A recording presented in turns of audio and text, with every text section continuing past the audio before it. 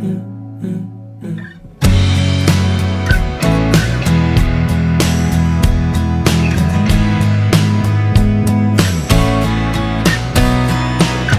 guys, what up? Okay, so I've been putting off this vlog for a really long time just because I thought I didn't know what I was going to say or how I was going to film it or what I was going to do, and anyways, I just kind of feel like it's time to just sit down and get it done. You feel me? So this is probably one of the most requested topics that I've been asked to talk about, and it's basically how I found out I got Lyme disease, or how I found out that I had Lyme disease, not how I got it. Obviously we know I was bit by a tick. If you don't know, that's like how you get Lyme disease.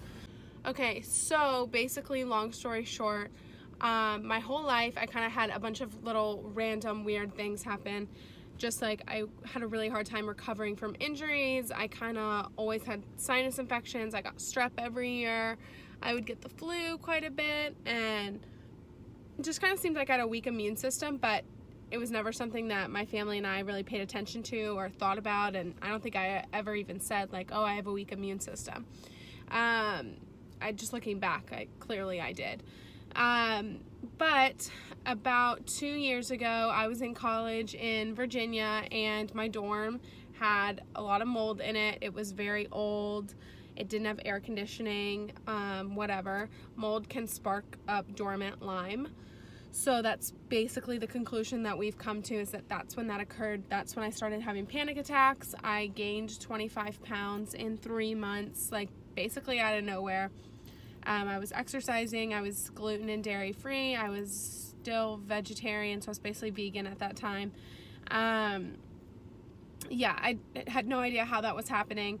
I had horrible insomnia, and I just wasn't myself. I was a totally different person. And after Christmas break, I started throwing up, and I threw up for 30 days straight. So couldn't hold any food down, really struggled. Came home, everybody that we tested with thought that I had an ulcer, but then they were like, no, it's just anxiety. I came home, rested, and everything was fine. Through that spring, I had a lot of sinus infections, and then I moved to California, and I started having really bad skin problems, which I've never had skin problems before. I started getting super bloated. Like, I looked like I was like 3 or 4 months pregnant, bloated like crazy. If I can add pictures, I'll add them. I was just miserable like all the time. I had awful insomnia. I was not sleeping like at all. I was just taking 5 a.m. spin classes every morning and drinking coffee at 3 a.m. because I just couldn't sleep, so I'd get up and try to be productive. And then I got both strands of the flu that fall. I had moved back home to South Carolina, and I got both strands of the flu at the same time, and after that, like, blank hit the fan, basically. And my body just started freaking out. I started having arm tremors in my arm every single day, lasting up to 13 hours nonstop. I started getting really bad double vision, blurry vision. I couldn't see when I was driving. Ear sensitivity started coming in. I was super sensitive to light and noise.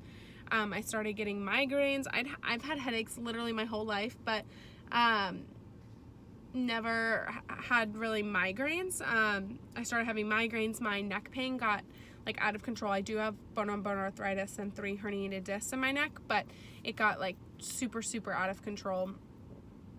And basically my stomach was crazy. The only things that I could stomach were blueberries, cinnamon raisin bagels, and blue Gatorade. And throughout all of my Lyme process, I've had all these stomach things where I've had all these aversions to food, and like only certain foods that my stomach can tolerate, which has just been super weird. But basically how I found out that I had Lyme was I had spoken to a couple of my mom's friends around here who have Lyme. We were on the search to figure out what was wrong with me, because it was like every day there was a new symptom and something crazy was going on. I started dropping into seizures, just stuff that I had never dealt with before. And I was originally diagnosed with cervical spinal stenosis. My second diagnosis was a high vitamin D deficiency. Then I got a fibromyalgia diagnosis, which I had already gotten years ago as well. And then I kept just getting told that I was super anxious, and and that was the problem, and PTSD. Then I started having seizures, so I was in an epilepsy unit. It wasn't epilepsy. And then my final diagnosis that pretty much everyone agreed on, I agreed with it, everybody agreed with it, was multiple sclerosis, MS. So finally, when I went through all the MS tests, my MS specialist at Emory in Atlanta was shocked that all my test results were negative for MS. Still to this day, so many doctors that I see are like, I'm pretty sure you have MS, we need to redo all the testing. But yeah, he was so surprised, and he was like, well, I mean, the only other thing I could think of is that she has Lyme, because my mom just sat in the office crying. She was so you have to figure out what's wrong with my daughter, she's not okay, something's seriously wrong. And at this point, I just wasn't really doing anything. I was having paralysis from here down. I wasn't really getting out of bed. I wasn't productive. I just wasn't myself. I was not driving at all. I was just super, super miserable. And he was like, the only thing I can think of is Lyme disease, but her CDC blood test is negative. It only has 3 out of the 5 indicators. So we found a Lyme disease specialist in Washington, D.C., and I went up there in May. It was May 16th, 2018, so almost a year ago. And I had a really, really long appointment, and they officially diagnosed me with stage 4 chronic neurological Lyme disease. And it was the day that everything in my life finally made so much sense. It was I had this huge weight lifted off of me, but at the same time, a way heavier weight pressing down on me. I didn't really understand how bad Lyme disease was. I didn't understand that there wasn't a cure. I didn't understand that this really was not a good diagnosis. I didn't understand that the fight was going to get worse before it got better. There was just so much that I just really didn't understand. And so that's basically how I got to my diagnosis. So I went originally to my eye doctor, then moved to a spinal specialist, then to an epilepsy specialist, my pain management doctor, then an MS specialist, a bunch of neurologists, a rheumatologist, I'm trying to think of what else. There were so many doctors that I saw: a naturopath, an integrative medicine doctor, a heavy metal specialist. There were just so many doctors that I saw during this time period to try and figure out what was wrong with me. So it's definitely not uncommon to go through, all of these doctor's appointments and kind of get the runaround from doctors and not really have any answers, because, man, I mean, I didn't have answers for 8 months, I think it was, of active searching. But they actually found out that I was bit by the tick when I was 7 years old. It had been dormant for almost 15 years. I had a full body rash that covered my body when I was 7. And my parents took me to my pediatrician, and they really couldn't figure out what it was. It lasted for a month. I couldn't go to school for 2.5 weeks. And it just makes so much sense that that's when it all started, because that's when I first developed anxiety. That's when I started becoming really sensitive to temperature and heat. It's when I started getting really OCD. It's when I started getting headaches.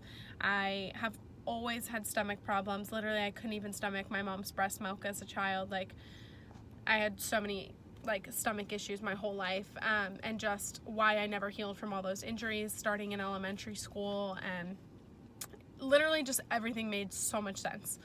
That was when I first started needing glasses. I don't know, it was just everything made so much sense. And so yeah, Lyme basically can lay dormant for a really long time, and if you're having a ton of doctors telling you that you're crazy and that you're super anxious and that nothing's wrong with you, then you probably have Lyme. Just kidding. But really, I had so many doctors tell me that I was totally insane, and I know a lot of other Lyme patients have experienced that response from doctors. So that was probably the most frustrating part of my whole process getting diagnosed, was being told all the time that I was just super anxious and crazy and had really severe PTSD and needed more intense therapy and all sorts of stuff. So, yeah, that's basically how I got diagnosed and everything. And then I ended up leaving that Lyme doctor 2 or 3 months later. They only really do antibiotic therapy, and I'm allergic to most antibiotics, so yeah, it just wasn't really an option for me. My doctor is in Boulder, Colorado, and then I have another one in Baltimore, Maryland. So my Lyme specialist is in Baltimore, and my naturopath, integrative medicine doctor, is in Boulder, Colorado, and she kind of oversees all my care, and she's really experienced with mold, which I do have mycotoxin illness, which is mold poisoning. So I'm going to make a separate video about all my co-infections and kind of how we figured all those out and how they affect Lyme and how they go hand in hand, but I don't really know if that will help you get to a Lyme diagnosis if you're looking for one or you're looking to figure out what's wrong with you. But I also have another video that I made about all of my symptoms that hopefully will help kind of explain more about, you know, if you're trying to figure out if you have Lyme or not. But it really does appear differently in everybody, which is so crazy. But anyways, yeah, that's pretty much how we got to that, and it was a really, really tough time, but I think actually finding out I had Lyme and going through this process is way harder. So anyways, I hope that that will help someone.